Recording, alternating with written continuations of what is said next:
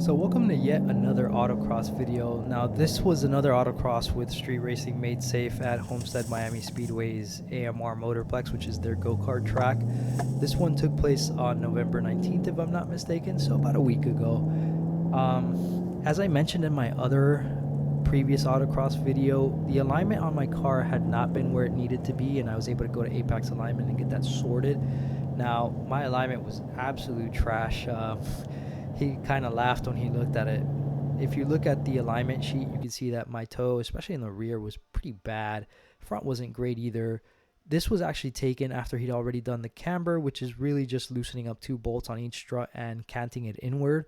You'll notice that the camber is not precisely the same side to side, left to right. That's not a big issue like in the front. It's that kind of small discrepancy could possibly just be from the readout, and really you won't notice a performance difference. I certainly didn't at this event. And I mean, if you look at the after sheet here, you can see that like my toes are much more sorted now, front and rear. My camber is too, and that made a big difference in the confidence in the car. Literally the second I got into the car to test it out, it felt completely different. Right as I was coming out of the stop sign and going through the back road that he sends you to in order to test your car and see how it's feeling, like it was a completely different car. It felt way more go-kart like, way more planted, way more trustworthy, really. So I got that sorted, and that helped a lot. Unfortunately, because I did do a bunch of autocrosses with my previous tires without a good alignment done, they are pretty worn out. If you look, here's my left rear, and then you can see my right rear.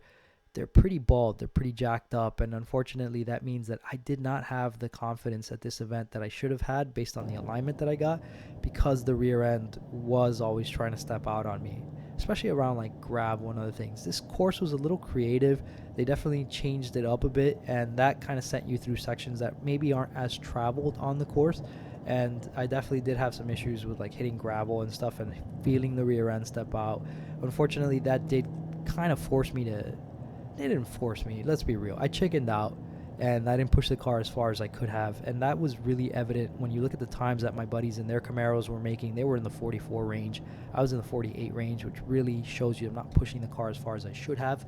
Another thing that you could easily see is that I marked my tires right so I could see how far I was rolling over, and even though I kept lowering my pressures and even got into really low pressures beyond what I've ever gotten into before, excuse me, you'll notice that I did not roll over all the way onto the tire as far as I should have. And even the guy at the start line mentioned that, like, hey man, you're not using your entire tire. And that's a pretty good indication that I just was not pushing the car as far as I could have in the corners. And that was just that fear of the rear end stepping out and me smacking a barricade or something. I suppose that if I could get the tires much hotter, the amount of wear that's on them would not matter. But it was a cool day for Florida, and with the tires in that condition, not being able to drive it harder or longer to get the tires up to temp, then unfortunately that's what happened. I ended up, with very poor rear end grip and not trusting the car as much as I could have, and I didn't push as far as I could have. So that's kind of how I ended up where I ended up. I really regret not pushing it further and getting better times, but that's okay. As these events progress, I'm definitely going to make some changes. I'm going to go ahead and get a new set of rears to make up for that particular issue. Another thing I did notice is I don't have the confidence in my brakes that I've had prior, and part of that is just a simple fact that my rotors are already below the discard thickness for track use.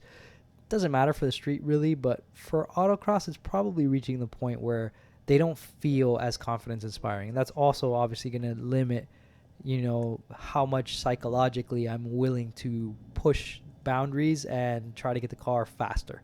So it's unfortunately all that stuff adds up, and it's a side effect of I'm a father, I have other priorities now, and unfortunately cars have fallen largely to the back burner.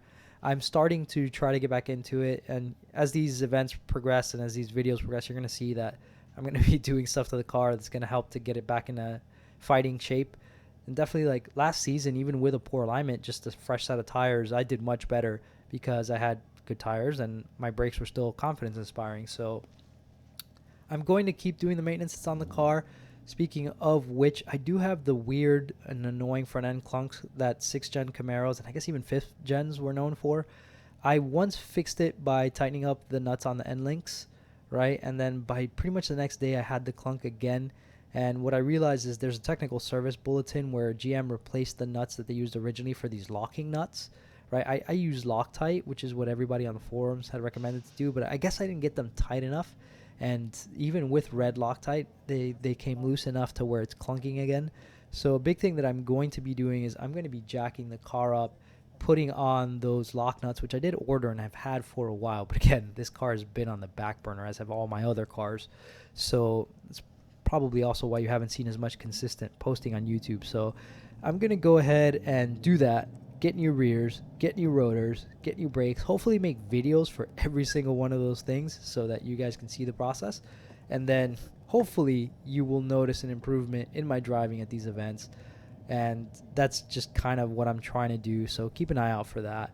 I do apologize that in this video there were a couple runs that I forgot to turn off my music. Realistically, most of you probably won't care. I know YouTube might flip out because, you know, copyrighted content or whatever. Hopefully the mixture of car noise with said music will keep it from being clear enough to where they complain about copyright, blah, blah, blah. It's not like I'm, you know, monetized and making a ton of money off any of this. I'm not really making money off YouTube yet, so I don't see why it should be a problem, but we all know better. So I'm just kind of going to leave that there.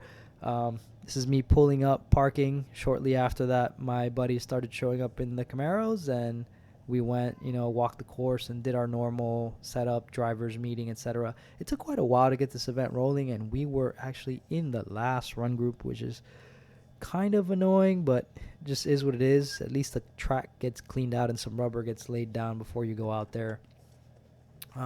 It's pretty much everything I can think of. I may have forgotten to film a couple of my runs, but anywho, enjoy what I got. Here it is. Let's go look at the first run.